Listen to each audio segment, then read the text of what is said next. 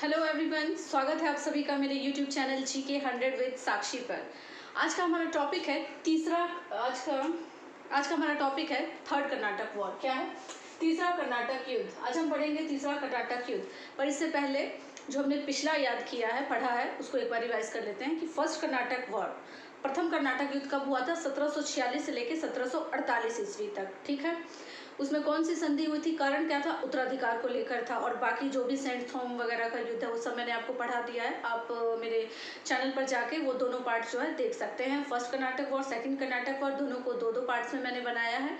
तो first Karnataka war कब हुआ था? 1746 से लेके 48 ईस्वी तक। कारण क्या था? उत्तराधिकार को लेकर था। और किससे समाप्ति हुआ था? क्या संधि हुई थी? एक्सला-शापिल की संधि हुई थी। इसके बाद आते हैं सेकेंड कर्नाटक वॉर पे। तो दूसरा कर्नाटक युद्ध था वो कब हुआ था? 48 से गलती हो गया, 46 से 48, 49 से 54, 1749 से लेकर 1754 तक हुआ था। कब हुआ था? 1749 से लेकर 1754 तक। इसके बाद इसमें कौन सी संधि हुई थी? पांडिचेरी की संधि हुई थी। इसके बाद थर्ड क्या है हमारा? कर्नाटक वॉर। ये तीसरा कर्नाटक वॉर हम अभी पढ़ेंगे। ये मैंने आपको नहीं पढ़ाया, आज मैं आपको पढ़ाऊंगी थर्ड कर्नाटक वॉर।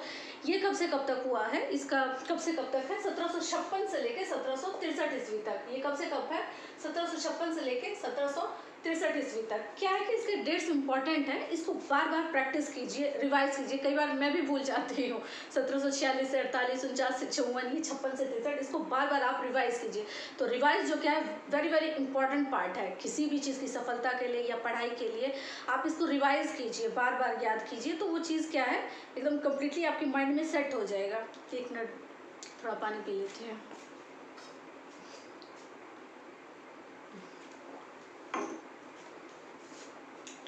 सॉरी। तो हम क्या पढ़ रहे हैं? तीसरा कर्नाटक युद्ध। तीसरा कर्नाटक युद्ध कब से कब तक है? 1756 से लेके 1763 ईस्वी तक। तो इसका कारण क्या है? कोई भी युद्ध होता है या कुछ भी होता है तो हर चीज़ के पीछे एक रीज़न होता है, एक कारण होता है। तो इसका कारण क्या है? इसका कारण है सप्तवर्षीय युद्ध। इसका नाम सप्तवर्षीय क्यों पड़ा?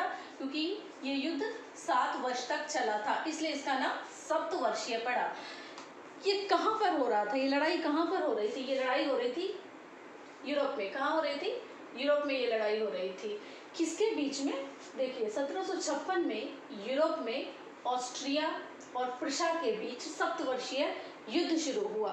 क्या हुआ? ऑस्ट्रिया और प्रुशिया के बीच में सप्तवर्षीय युद्ध शुरू हुआ, जिसका असर भारत में भी देखने को मिला। ऐसा क्यों देखने को मिला? क्योंकि जो प्रुशिया था इसको ब्रिटेन सपोर्ट कर रहा था और ऑस्ट्रिया को फ्रांस। तो वहाँ पे यूरोप में ये दोनों आमने सामने थे। प्रुशिया को कौन सपोर्ट कर रहा था? ब्रिटेन। प्रुशिया को कौन सपोर्ट कर रहा था? ब्रिटेन। और ऑस्ट्रिया को कौन कर रहा था? फ्रांस। तो यूरोप में ये दोनों आमने सामने थे। इसका असर भारत में भी देखने को मिलता है। क्या होता है? यहाँ पर भी युद्ध स्टार्ट हो जाता है। क्या परिणाम निकलता है? भारत में भी युद्ध होता है। तो इस युद्ध का क्या कारण था? सप्तवर्षीय युद्ध। कहाँ हो रहा था? यूरोप में हो रहा था। इसका नाम सप्तवर्षीय इसलिए पड़ा क्योंकि ये 7 साल तक चला। तो ब्रिटेन और फ्रांस जो है अपने अलग अलग देश को सपोर्ट कर रहे थे, अपने अलग अलग, यानी प्रुशिया को प्रुशिया को कर रहा था ब्रिटेन और ऑस्ट्रिया को फ्रांस कर रहा था। फिर ये इंपॉर्टेंट है, यहाँ से नोट करते जाए, आपको नोट करना है। तो 1756 में क्या होता है? दोनों कंपनी कौन कौन? अंग्रेज और फ्रांसीसी, ये दोनों एक दूसरे की बस्ती पर आक्रमण करना शुरू कर देती है, यानी एक दूसरे की बस्ती के ऊपर अपना अधिकार जमाना शुरू कर देती है, अपने कब्जे में लेने लगती है। इसके बाद क्या होता है? फ्रांस वहां से किसको भेजता है अपने नेतृत्वकर्ता के रूप में? उसका क्या नाम था? काउंटर डी लाली। किसको भेजता है? काउंटर डी लाली को भारत में भेजता है। किस लिए भेजता है? कि जाकर जो वहाँ जहाँ पर भी अंग्रेजों का अधिकार है वहाँ पर आप अपना कब्जा स्थापित करो और अंग्रेजों का सफाया करो। इसलिए किसको भेजता है? काउंटर डी लाली को कहाँ भेजता है? भारत भेजता है। और वो जब आता है तो वो क्या काम करता है? देखो, 1758 में 1758 में अंग्रेजों का एक किला है। कहाँ? मद्रास के पास है। उसका क्या नाम है किले का? Fort Saint David. Saint David पर हमला करके उस पर अपना कब्जा कर लेता है। कौन करता है? काउंटर डी लाली, जो फ्रांस की तरफ से आया, फ्रांस का नेतृत्व करता है। ठीक है, कहाँ पे है ये? मद्रास के पास में है। क्या करता है ये? आने के बाद क्या करता है? अंग्रेजों के फोर्ट पर कब्जा कर लेता है। उस किले का क्या नाम है? किले को फोर्ट बोलते हैं। किले का क्या नाम है? Saint David. ये कहाँ पे है? मद्रास के पास है। इसके बाद जब काउंटर डी लाली कब्जा करता है, फ्रांसीसी कब्जा करते हैं, तो उनकी हिम्मत बढ़ जाती है, ठीक है, हिम्मत बढ़ जाती है। कब करता है? 1758 में, ठीक है, यहाँ तक कब्जा कर लेता है, उनकी हिम्मत बढ़ जाती है, कर भी लेता है। कहाँ है ये किला? मद्रास के पास है। उसके बाद फिर वो क्या करता है, जो फिर है फ्रांसीसी क्या करते हैं, तंजौर पर हमला करते हैं, तंजौर पर हमला करते हैं, फिर वो मद्रास पर हमला करते हैं। लेकिन ये जो हमले करते हैं, ये उनका हमला विफल हो जाता है। एक बार तो उनको जीत मिल गई, इसके बाद वो हमला करते हैं तंजौर पे, उसके बाद मद्रास पे, क्योंकि उस समय जो था वो कौन नेतृत्व करता कर रहा था? Sir Eyre Coote. अंग्रेजी सेना का नेतृत्व करता कौन था? Sir Eyre Coote. वो क्या कर रही थी? उसके हाथ में कमांड था, वो नेतृत्व कर रही थी अपनी सेना का। तो अंग्रेज जीत जाते हैं, यहाँ पे फ्रांसीसी की हार होती है। देखो फ्रांसीसी नेतृत्व कौन कर रहा था? काउंटर डी लाली, फ्रांस की तरफ से, फ्रांस की सेना का, और ये क्या था? अंग्रेज की तरफ से सर आयरकूट। तो 1756 में हम ये पढ़ रहे हैं कि एक दूसरे के ऊपर हमला करती है। 1758 में वो उसके किले के ऊपर अधिकार कर लेता है, 58 में। तो ये 57 आपने हिस्ट्री में पढ़ा होगा, 1757 इज द इम्पॉर्टेंट डेट है, ठीक है। ये ईयर जो है बहुत ज़्यादा इम्पॉर्टेंट है, 1757। ये क्यों? 1757 में क्या हुआ था? कहाँ लिखा? यहाँ लिखते हैं। क्या हुआ था 1757 में? क्या हुआ था? बहुत ही पलासी का युद्ध हुआ था। क्या हुआ था? पलासी का युद्ध। बंगाल के नवाब कौन थे? सिराजुद्दौला, उसके और अंग्रेजों के बीच। तो क्या हुआ था? सिराजुद्दौला की हार हुई थी और पूरे बंगाल के ऊपर कब्जा किसका हो गया था? अंग्रेजों का हो गया था। तो अंग्रेजी सेना जो है काफ़ी मजबूत स्थिति में आ गई थी, तभी तो उन्होंने इतने लंबे समय तक शासन किया।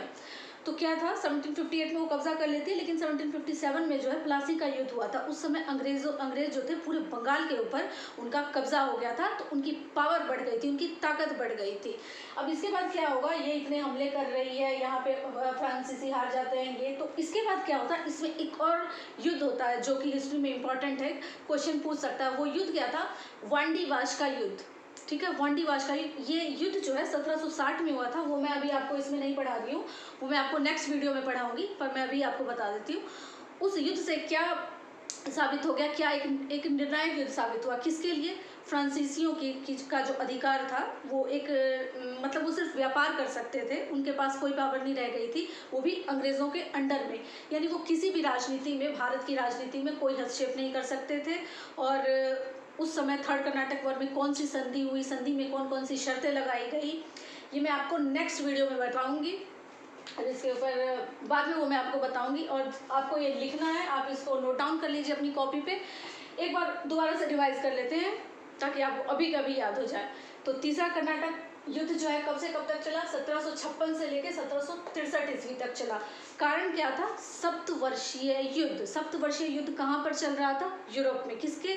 प्रशा को कौन सपोर्ट कर रहा था? ब्रिटेन। और ऑस्ट्रिया को कौन कर रहा था? फ्रांस। ये दोनों अलग अलग देशों को, राज्यों को सपोर्ट कर रहे थे। इसका असर भारत में भी देखने को मिलता है। क्या मिलता है? आपस में उन दोनों का घमासान युद्ध होता है, वो दोनों एक दूसरे की बस्ती के ऊपर अपना कब्जा करते हैं, शुरू कर देते हैं कब्जा करना। तो फिर फ्रांस की तरफ से कौन आता है?